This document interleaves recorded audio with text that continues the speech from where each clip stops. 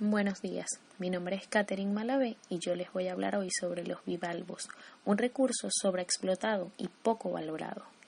Desde su origen, la especie humana ha dependido, depende y dependerá para su desarrollo y evolución cultural de los servicios que la biosfera le brinda. La diversidad cultural en el planeta está en forma estrecha relacionada con la diversidad biológica, ya que las culturas están en manos de su entorno natural y de los bienes y servicios que reciben del mismo. Es así como el hombre, a través del producto de esta última actividad, el conocimiento, emplea una herramienta dinámica y útil para organizar la diversidad que lo rodea y de la cual depende como especie. Comprender la diversidad biológica y sus potencialidades actúan para mejorar la calidad de vida y una actitud crítica en relación con la crisis que la diversidad de hoy atraviesa. Sobre la base de que más del 95% del reino animal son invertebrados y a que los observadores de los seres vivos les es fácil hallar y reconocer a las almejas, los mejillones y las ostras y que estos pertenecen al segundo grupo animal más conocido, resulta óptimo encarar el estudio y enseñanza de los bivalvos con el fin de lograr un aprendizaje significativo. Los bivalvos constituyen una clase de moluscos ampliamente reconocida por el público en general, vulgarmente denominados almejas. En la literatura científica también son designados como lamelibranquios o pelecípodos. El primer término hace alusión a las características de los órganos respiratorios o branquias. El segundo, con referencia a la forma del pie u órgano que participa en la locomoción. El nombre de bivalvia, introducido por Linneo en 1758, adaptado del uso dado por Buonanni en 1681 y aceptado por la mayoría de los autores paleontólogos, se fundamenta en que la conchilla de muchos de estos moluscos está integrada por dos piezas o valvas articuladas y fosilizables, característica esta última que no ocurre con las partes blandas, si bien algunas de ellas pueden dejar evidencias de su presencia a través de marcas de adherencia a la superficie interior valvar. Son moluscos exclusivamente acuáticos, principalmente marinos, pero también se los encuentra en agua dulce. Tienen una organización sencilla. Su masa visceral está comprimida lateralmente y debajo de esta cuelga una masa muscular llamada pie. Toda la parte blanda de estos animales está protegida por una concha o conchilla de carbonato de calcio, formada por dos valvas, fuerte y estratégicamente unidas dorsalmente por la charnela. La charnela se encuentra formada por dientes que engarzan en alvéolos y por un filamento proteico denominado ligamento. Por debajo de la conchilla se encuentra el tejido que la secreta, denominado manto. Entre la clasificación de los bivalvos se encuentran los paleoterodontos. Este grupo actualmente se encuentra extinto. Poseían valvas de igual tamaño y solo disponían de una hilera de dientes. También tenemos a los heterodontos. Son marinos y se caracterizan por tener el tamaño de sus dos valvas iguales, además de poseer unos pocos dientes cardinales separados por varios dientes laterales en la parte interna de la concha. Aquí se incluyen almejas y berberechos. Los protobranquios son animales de aguas profundas y tienen varios dientes pequeños de tamaños similares entre ellos. El pie no posee glándula secretora de viso. Y por último tenemos a los teriomorfos. Son exclusivamente marinos, tienen el pie muy reducido y branquias grandes que le ayudan a alimentarse. Son los únicos que poseen ojos, aunque poco desarrollados. En este grupo se encuentran las ostras y mejillones, por ejemplo. Hablaremos de la concha. La forma de la concha de una especie de bivalvo puede ser muy variable. Esta variabilidad está dada por la gran plasticidad que presentan las mismas en relación con los distintos tipos de ambiente en que una misma especie puede vivir. Las distintas energías del agua en interacción con los distintos tipos de sustrato y el suministro de alimento interactúan de forma tal que condicionan el modo de vida de la especie y la forma de la conchilla que tendrá en un determinado ambiente. Es muy importante tener presente esta plasticidad de los bivalvos, ya que históricamente se han determinado como especies distintas individuos que en realidad solo eran morfos distintos. Esta sencilla organización de los bivalvos es lo suficientemente plástica para permitirles que puedan tener una amplia distribución en hábitats marinos, litorales o profundos o dulceacuícolas temporales y permanentes. La mayoría viven enterrados en sustrato blando, otros perforan sustrato duro o viven adheridos a él. Si se considera una valva de la concha de un bivalvo con un marco de conocimiento previo, el observador está en condiciones de establecer el tipo de vida que lleva el ejemplar poseedor de la valva y las características del ambiente en el que habita. En este caso, la forma, las estructuras, las marcas de las inserciones musculares en las valvas permitirán esclarecer las interacciones ambiente-forma de vida de la especie. Como ya se mencionó, la valva de la conchilla está unida dorsalmente por una charnela que a su vez está formada por dos componentes, los dientes calcáreos y el ligamento proteico. Los primeros están presentes en ambas valvas y se insertan en los alvéolos específicos de la valva opuesta. Este engarce no permite el movimiento de las valvas en sentido lateral.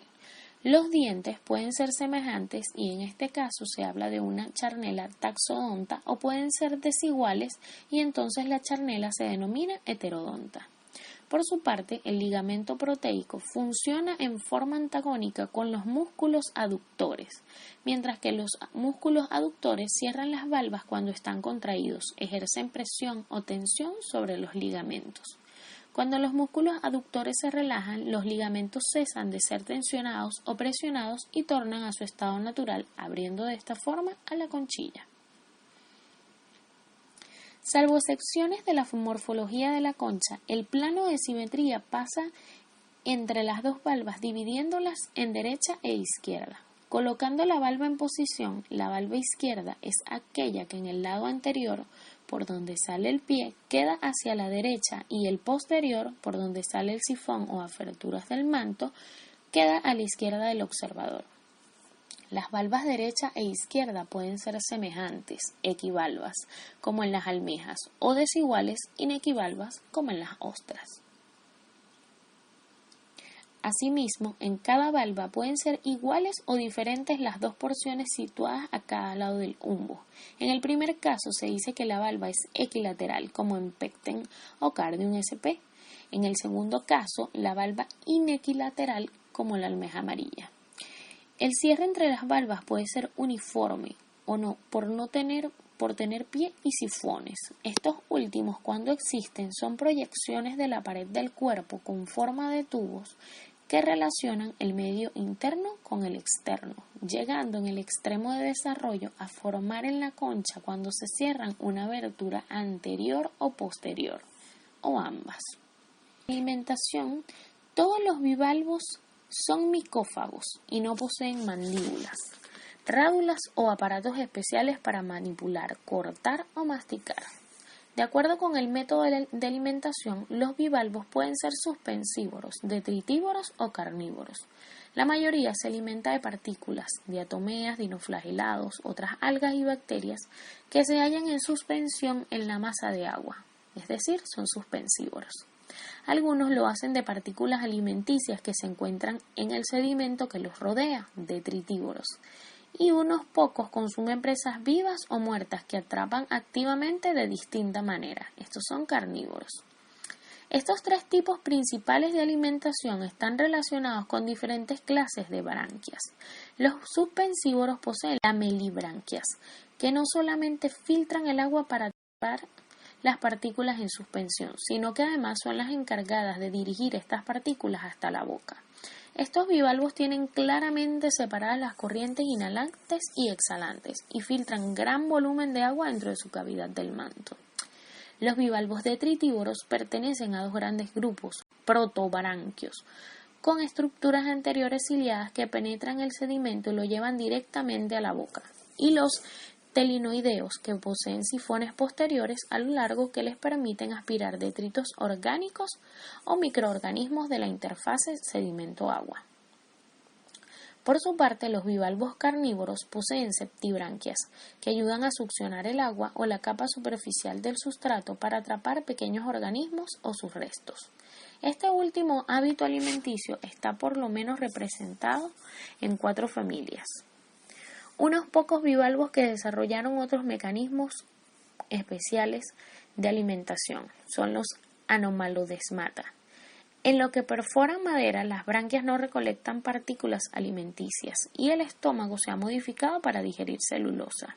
Unos pocos son comensales y los escasos parásitos viven en los sacos bucales de los holoturoideos. Su hábitat. De acuerdo con lo planteado por Stanley, se considera como hábitat de un bivalvo al formado por 3 aspectos interrelacionados: forma de vida, forma de locomoción o asentamiento y forma de alimentación. Sobre esta base se relacionan las características de la concha y el tipo de hábitat asociado con las mismas.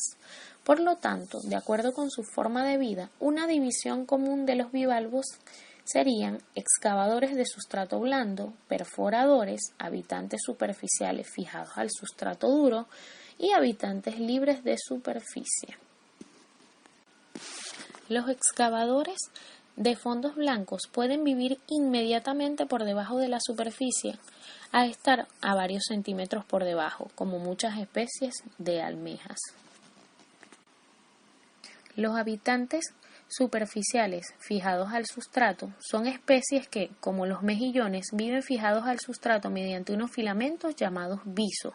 Estos son producidos por una glándula situada en el pie. Cuando el animal se asienta, primero lo hace mediante el pie y comienza a producir este tipo de secreciones proteicas que acaban endureciendo y fijando completamente al animal al sustrato. Entonces, este retira el pie. Los habitantes libres de superficie son especies que viven en la superficie del sustrato, generalmente arenoso o fangoso, como pueden ser las vieiras. Al estar en contacto con el sustrato, suelen tener una de las 2 valvas planas. Son capaces de nadar, por ejemplo, para escapar de los predadores, mediante movimientos bruscos del músculo que cierra las valvas fuertemente. Los perforadores son otro grupo de especies que han adquirido la capacidad de excavar en sustratos no blandos como arena o fango, sino en otros más duros como corales, maderas e incluso piedras. Suelen tener el pie transformado en una ventosa y los bordes de la concha cerrados o dentados para que con los movimientos derivados de la locomoción vayan produciendo un agujero en el que viven desde su asentamiento en la fase larvaria. También están los parásitos ocomensales y ocomensales. Se encuentran generalmente sobre equinodermos como estrellas, erizos o loturias y algunos a los que se fijan mediante el viso o el pie. Entre las funciones de la concha y los tejidos vamos a mencionar los principales. El manto. Todas las partes blandas de los bivalvos se hallan contenidas en un espacio limitado por un integumento o manto, el que se compone de 2 partes o lóbulos del manto, que tapizan interiormente a cada una de las valvas. En su borde, el manto muestra 3 pliegues: el interno, el medio y el externo, que tiene como función segregar el material orgánico e inorgánico del periostraco, ligamento y capa calcárea externa de la concha. El pie. Su función original fuera de servir como un elemento excavador y locomotor en sustratos relativamente blandos, pero los hábitos adoptados por ciertos linajes de bivalvos a lo largo de su evolución han motivado que a veces este órgano se pierda durante las primeras etapas de la ontogenia o bien se haya adaptado para reptar sobre fondo duro. El viso. Muchos bivalvos viven fijos al sustrato por medio de filamentos orgánicos que en conjunto se conocen con el nombre de viso. Esta fijación puede extenderse durante toda la etapa poslarval o solo en el estadio poslarval temprano. El viso está formado por una sustancia proteica segregada por la glándula visal ubicada en la base del pie. El viso se encuentra ausente en ciertas formas adultas que viven fijas por la cementación de una de sus valvas al sustrato. La materia cementante es carbonato de calcio segregado por la glándula visal y con posterioridad a la cementación se produce la atrofia del pie. El viso también se halla ausente o muy poco desarrollado en adultos de ciertas especies muy móviles y otras perforadoras o excavadoras. Las branquias. Cada branquia se compone de dos láminas o demibranquias dispuestas simétricamente, una interna y otra externa. Las branquias más primitivas, conocidas como protobranquias, están presentes en el orden Nuculoida. Son pequeñas, anchas y foliformes y solo participan en la respiración, mientras que en la alimentación intervienen los palpos labiales, que son dos expansiones ciliadas del labio o repliegue que rodea la boca. Casi la totalidad de los restantes bivalvos llevan branquias lamelibranquias, en las que los filamentos son láminas estrechas y alargadas que tienen sus extremos doblados hacia arriba, determinando un perfil branquial en forma de W. El sistema muscular, por ejemplo, por lo general tienen una musculatura bien desarrollada que participa en el accionar de las partes blandas y duras de los bivalvos. La relativa importancia de los tipos de fibras musculares está relacionada con la forma de vida del bivalvo. En especies sedentarias como en ostras o pectínidos apoyados o visados, la porción de fibra lisa es dominante, mientras que en los pectínidos nadadores la mayor parte del músculo aductor está integrado por fibras estriadas. La importancia ecológica de los bivalvos. Muchas de estas especies son capaces de cambiar la distribución de materiales y de energía en los sistemas naturales a través de interacciones no tróficas, no alimentarias, con su ambiente abiótico. Se denominan especies ingenieros ecosistémicos o bioingenieros. Tanto los mejillones como las ostras pueden ser consideradas como tales. La mayoría de las especies de la familia Mytilide, son mejillones, son gregarias y forman asociaciones en sustratos que van desde costas rocosas en sitios expuestos hasta playas de fango en zonas protegidas. Estas asociaciones son el hábitat de numerosas otras especies que encuentran refugio de los factores de estrés y depredadores y conforman junto con los mitílidos comunidades más o menos complejas cuya diversidad, en el sentido de número de especies presentes, aumenta hacia los niveles inferiores del intermareal y también con la edad y el tamaño de los agregados. En general, los bioingenieros ecosistémicos tienden a ser más importantes en ambientes estresantes como el intermareal. Las vieiras, mejillones y cholgas de bancos submareales y profundos también pueden considerarse bioingenieros facilitadores, si bien no al estilo de los mitílidos y ostras de bancos intermareales. Las especies dominantes de estos bancos profundos se caracterizan principalmente por crear un nuevo sustrato disponible al permitir que especies propias de sustratos duros se puedan fijar directamente sobre sus conchas. Todos los mitílidos, ostras y pectínidos son suspensívoros, como la mayor parte de los bivalvos, es decir, se alimentan filtrando partículas vivas, muertas o detritos presentes en el agua. Una sola ostra puede filtrar entre 120 y 160 litros de agua cada día, eliminando contaminantes nocivos de nutrientes como el nitrógeno, el fósforo, el dióxido de carbono. El proceso mejora la claridad de las aguas, controla las algas y atrae a otras especies. Además, los bivalvos perforadores de madera son de gran significancia ecológica debido a que fragmentan el material orgánico, madera, que se ha originado en tierra y mar. Esto particularmente importante en las regiones tropicales con manglares, donde la cantidad de materia orgánica acumulada podría tomar mucho tiempo en descomponerse. Estos bivalvos usan la madera como hábitat y fuente de nutrición. Además facilitan la descomposición de madera muerta e incrementan su área de superficie, que puede ser colonizada por otros organismos como bacterias. Sus heces fecales son una fuente de nutrientes para otros organismos perforadores y ellos sirven de alimento a otros moluscos depredadores en las comunidades de manglar. Su importancia económica. Principalmente importancia nutricional. El atractivo que tienen los bivalvos es su porcentaje de proteínas en relación a su peso, alrededor del 13 al 15% del total, y su elevado contenido de minerales del 1.4 a 1.8%. Además, es una carne que no posee grasa, por lo que resulta un complemento perfecto en la alimentación. En pesca deportiva son usados como carnadas en acuarismo como elementos decorativos en los acuarios, como ornamentos y joyerías. Desde tiempos remotos son buscados por sus hermosas perlas y conchas coloridas y de diferentes texturas.